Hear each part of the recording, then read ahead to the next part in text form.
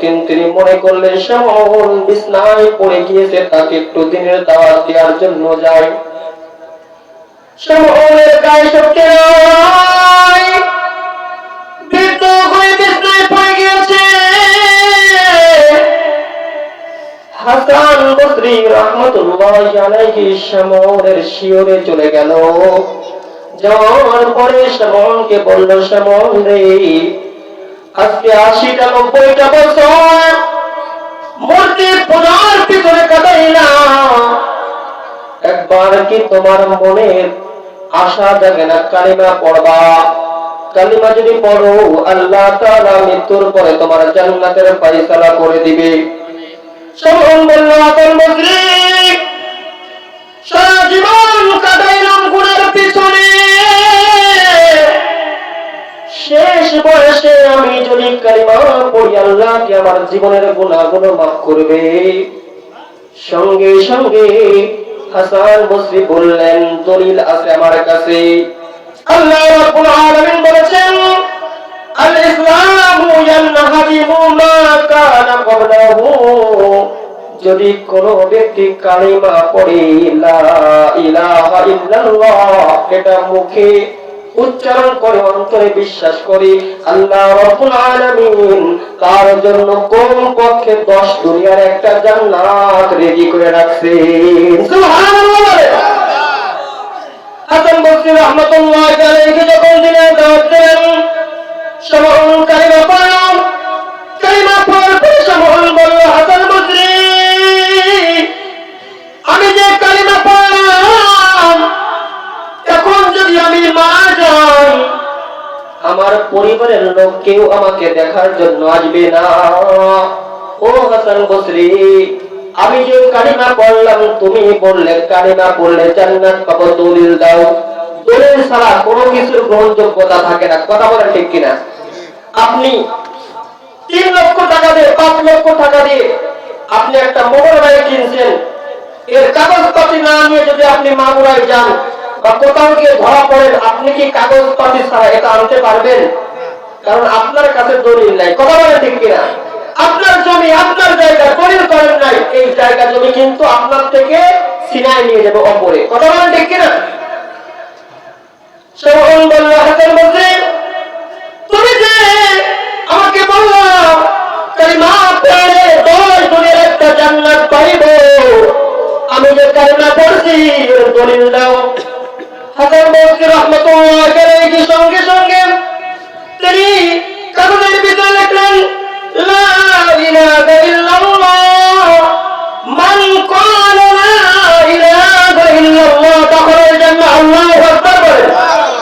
যদি কোন ব্যক্তি লা ইলাহা ইল্লাল্লাহর সাক্ষী দেয়, আল্লাহর নবীর ভাষ্য অনুযায়ী সে একজন মুসলমান। বললাম, আমি বিছনায় পড়ে গিয়েছি, এখন যদি আমি মারা যাই আমার পরিবারের লোকেরা দেখার জন্য আসবে না, আমাকে কেউ পড়ানোর জন্য দিবে না। ও হাসান বসরি, তুমি যেহেতু মুসলমান, আমার মৃত্যুর খবর যখন শুনবা আমার বাড়িতে এসে তুমি আমাকে গোসল দিবা, আমার শরীরে কাপড়ের কাপড় পরা দিবা। আল্লাহর নবী সাদা পোশাক অনেক পরিমাণে পরতেন, কারণ সাদা পোশাক ও কাপড়ের কাপড়। কথা বলেন ঠিক কিনা? একজন মুমিন সব সময় মৃত্যুর জন্য প্রস্তুত থাকবে, কখন আমার কাছে মৃত্যু চলে আসে। এই জন্য নবী বলেন, আল্লাহর নবী সাদা পোশাক পরিধান করা পছন্দ করতেন। সুবহানাল্লাহ।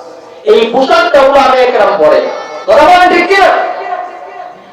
আমার মৃত্যুর পরে আমার কবরের কাপড় পরা দিবা, আমাকে কবরের ভিতরে রাখবা, নিজ হাত দিয়ে তুমি রাখার পরে ওই যে দলিল তুমি লিখে দিয়েছো, মান ক্বালা লা ইলাহা ইল্লাল্লাহ, এই দলিলটা আমার কাপড়ের ভিতরে দিয়ে কবরে রেখে দিবা। কয়েকদিনের ভিতরেই শ্যামল মারা গেল। শ্যামলের মৃত্যুর পরে হাসান বসরি খবরটা শোনার সঙ্গে সঙ্গে দ্রুত চলে গেল, ঘর থেকে শ্যামলকে বের করলো। কত মায়া মহব্বত করে আমাদের মুসলমান ধর্মের ভিতরে। পানি ঠান্ডা দেওয়া হয় না, মৃত ব্যক্তির কষ্ট হবে, আবার গরম দেয় না, তার কষ্ট হবে। এই জন্য উমা গরম করে কিন্তু কত সম্মানের সাথে তাকে গোসল দেওয়া হয়। কথা বলেন ঠিক কিনা?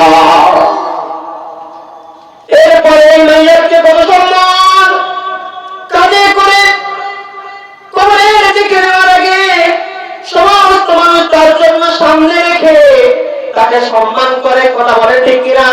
যারা দামি মানুষ তাদেরকে আপনার সামনে রেখেই কিন্তু নামাজ পড়েন, তাকে কত সুন্দর সম্মান দেওয়া হয়, সামনে রেখে তার জন্য জানাজার নামাজ পড়া হয়।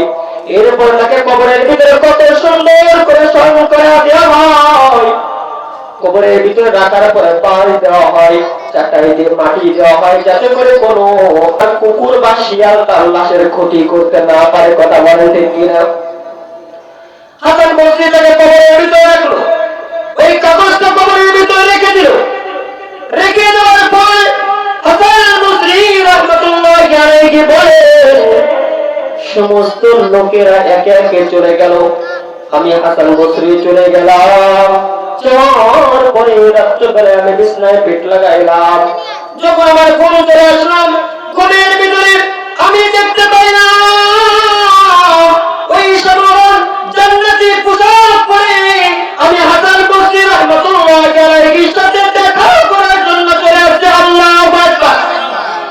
আমার সাথে দেখা করে বলে, ও হাসান বসরি, তোমার দলিলটা তোমার হাতে গ্রহণ করো।